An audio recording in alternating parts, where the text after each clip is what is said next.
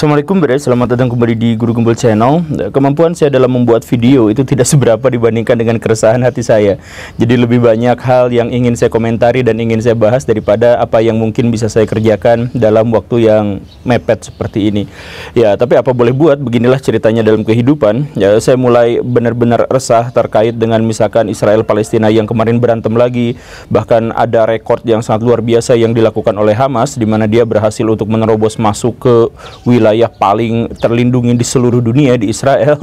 Entah bagaimana ceritanya. Kemudian juga saya berpikir tentang panasnya global di tahun 2023 September yang juga mencapai rekor, di mana Bandung pun saat ini suhunya bisa sampai 34-35 derajat Celcius yang seharusnya idealnya hanya 27 derajat Celcius. Luar biasa kan? Kemudian kita juga mengetahui kemarin ada putra dari seorang pejabat tinggi di Indonesia, anak anggota DPR, yang melakukan pembunuhan kepada seseorang dengan menyiksanya terlebih dahulu, diancam hukumannya cuma 12 tahun penjara karena hanya menganiaya, tapi sampai mati gitu doang lah. Bahasa-bahasa delik hukumnya yang nampaknya seperti dibolak-balik. Mungkin gara-gara beliau adalah anak pejabat gitu. Ada banyak sekali masalah-masalah yang ingin saya sampaikan di sini, tapi juga termasuk juga yang bikin saya kesal itu mungkin nanti di video berikutnya. Yang bikin saya kesal berikutnya itu adalah tentang kasus Jessica Kumolo Wongso yang kembali muncul gitu. Jadi dulu saya pernah bikin video soal itu, yang saya katakan bahwa kalau misalkan tidak ada bukti yang jelas yang mengarah ke arah sana, ya seharusnya lebih mungkin untuk membebaskan orang yang bersalah daripada memenjarakan orang yang tidak bersalah sih. Dalam kaidah hukum kan yang saya ketahui mungkin seperti itu. Tetapi itu dulu, dan itu dianggap sebagai melawan arus masyarakat, karena masyarakat pada waktu itu pengen supaya Jessica Kumolo Wongso dipenjara dan bahkan pengadilannya pun dikasih live gitu. Sekarang hanya gara-gara orang luar negeri yang bikin beritanya ini, video dokumenternya, penyelidikannya dimasukin ke Netflix, kemudian masyarakat Indonesia entah bagaimana ceritanya hilang ingatan dan tiba-tiba berubah pikiran, wah jangan-jangan Jessica Kumolo Wongso ada di tengah-tengah cerita konspirasi yang begini dan begitu gitu. Jadi pengalihannya itu begitu mudah, terombang-ambing itu masyarakat kita itu. Apakah masyarakat kita memang benar-benar masyarakat yang katanya dalam sebuah penelitian IQ-nya hanya 78 itu memang benar? Apakah ini mengkonfirmasinya? Dan yang lebih bikin saya kesalnya lagi adalah berita yang kemarin, yang sebenarnya agak viral-viral amat, tapi ini bikin saya kesal luar biasa.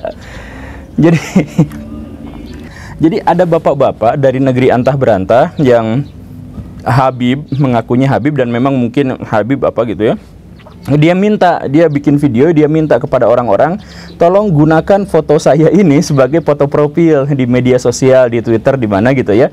Tolong pasangin ini biar nanti dapat berkah, biar nanti didoakan dapat mobil, biar nanti dapat doa begini dan begitu dan seterusnya gitu ya. Ini hanya hal yang remeh-temeh, dan akhirnya apa? Akhirnya banyak sekali orang-orang di Indonesia yang akhirnya benar-benar menggunakan foto dirinya itu sebagai foto profil, disebarkan, di-share kemana-mana dengan cerita seperti apa, dengan narasi seperti apa. Ya, barang siapa yang memviralkan foto ini maka akan dapat mobil. Barang siapa memviralkan foto kakek-kakek ini menggunakannya sebagai foto profil dan sebagainya, maka dia akan mendapatkan keberkahan. Barang siapa memviralkan foto ini maka dia akan dosanya terampuni, dan banyak sekali cerita-cerita yang seperti itu. Nanti hidup dalam keberkahan, nanti begini dan begitu. Nah, kenapa seperti itu? Karena Pak Habib yang foto di situ itu adalah seorang yang memiliki ilmu kasyaf. Ilmu penyingkapan gitu ya, salah satu ilmu tertinggi dalam dunia tasawuf Islam gitu, ilmu penyingkapan. Dan karena itu doa-doanya pasti dikabulkan, makanya siapapun yang mendapatkan doanya itu pasti dikabulkan. Nah, karena si bapak-bapak ini sudah mendoakan, siapapun yang memasang foto saya sebagai foto profil maka akan mendapatkan keberkahan, mendapatkan mobil apa segala rupa. Maka beneranlah banyak orang yang kemudian memasangnya, berharap dapat mobil dengan memasang foto profilnya. Ini musyrik nggak sih? Ya terserahlah, kalau misalkan mau ngomong musyrik atau enggak, ada MUI juga tidak akan ngomong apa-apa soal ini gitu ya. Mau kayak gimana pun juga akan dibiarkan gitu. Ya, tapi ya intinya kalau misalkan kita mau bikin narasi sedikit tentang Islam ya, karena ini konteksnya itu adalah agama Islam, saya ingin menjelaskan sedikit baraya bahwa ilmu kasyaf itu atau ilmu penyingkapan itu kontroversial, ada yang bilang ada yang bilang tidak ada. Tetapi seandainya pun itu ada, maka orang yang dimaksud itu adalah orang yang tidak mungkin meminta pada siapapun. Dia hanya memberi kepada siapapun. Adapun mintanya dia hanya kepada Tuhan, kepada Allah Subhanahu wa taala gitu. Jadi nggak ada ceritanya orang yang punya kasyaf itu, tolong ya sebarin foto saya, nggak mungkin ada cerita saya. Tolong pinjemin duit saya, nanti kamu saya doakan. Nggak ada cerita seperti itu. Karena orang-orang yang kasyaf itu basic terbawahnya itu adalah ikhlas, bahwa dia tidak meminta apapun kepada manusia, dia hanya memberi kepada manusia. Adapun dia mintanya itu hanya kepada Tuhan gitu.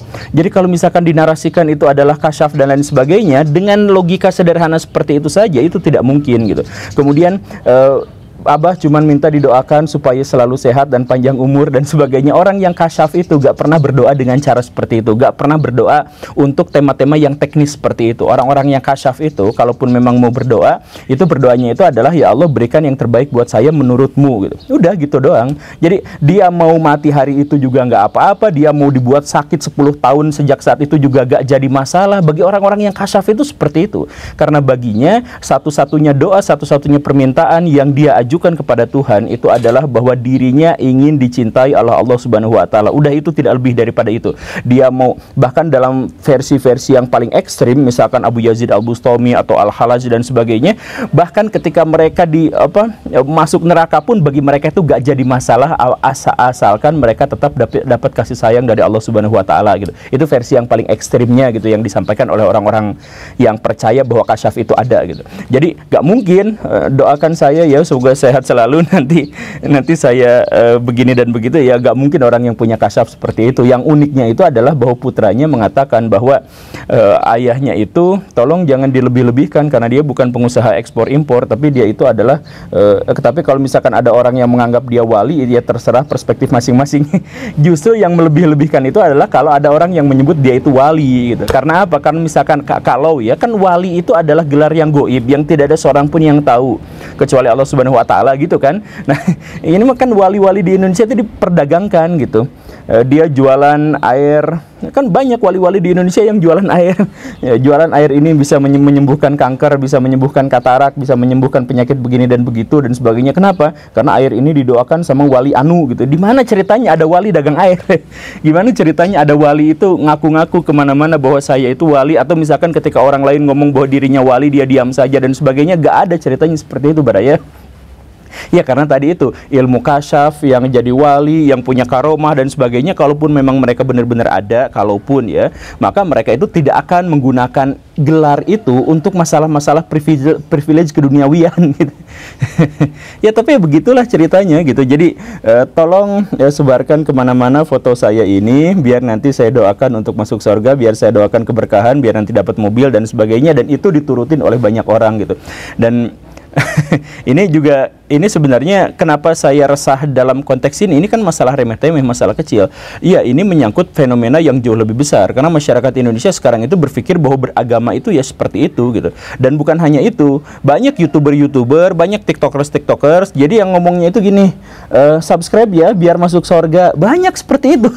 Subscribe ya biar saya doakan masuk surga. Bahkan ketika itu beda server gitu. Kan ada yang non muslim, YouTuber, TikTokers gitu besar sekali, karena setiap cerita gini.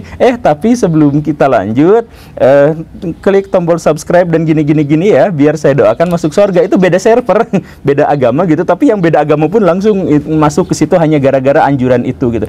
Jadi betapa mudahnya kita dagang agama, betapa mudahnya kita memperjualbelikan ayat-ayat Tuhan dengan harga yang sangat murah gitu untuk mendapatkan. Ya ampun, ya, saya susah. Makanya saya jadi kesal itu, apakah IQ kita memang 78 gitu? Apakah saya berbicara di sebuah negara yang negara 78 gitu? Dan setelah video ini viral, katanya ada alasan tambahan. Katanya adalah, kan si Pak Habib itu namanya Muhammad gitu. Jadi dia menyebarkan fotonya, tolong dipakai foto saya tolong dipakai ya. Karena apa? Karena nama saya itu adalah Muhammad.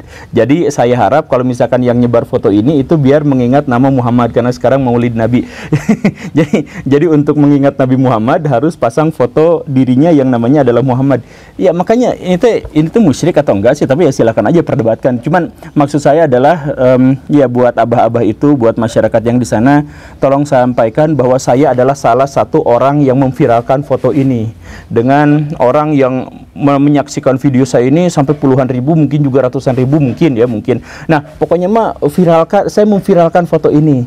Jadi, apakah saya layak dapat mobil? Apakah mobil yang saya akan miliki itu dapatnya banyak atau mewah? Kan saya memviralkannya banyak, lebih banyak daripada banyak orang. Ya, seandainya pun saya dapat harta kekayaan yang sangat melimpah, seandainya saya dapat mobil begitu banyaknya, seandainya setelah saya bikin video ini, seandainya ya, saya tetap tidak akan mengatakan bahwa itu didapatkannya dari doa dari Bapak itu. Saya yakin itu saya dapatkan dari Allah Subhanahu wa taala melalui ikhtiar saya, ikhtiar yang saya lakukan. Bukan gara-gara doa seseorang yang begini dan begitu, yang memintanya di belakang untuk begini dan begitu, gak mungkin challenge seperti itu. Mekanisme dalam Islam adalah kita berusaha sambil berdoa, nanti hasilnya urusan Allah. Jadi gak ada privilege dari orang-orang tertentu yang nanti didoakan begini dan begitu nanti akan mendapatkan ini. Ya itu mah urusan gaib dan tidak mungkin diklaim sama pihak lain gitu ya. Tapi ya Baraya, lihatlah saya sekarang sedang memviralkan, tolong berikan saya mobil yang banyak. Terima kasih karena sudah menyimak. Saya Guru Gembul. Assalamualaikum warahmatullahi wabarakatuh.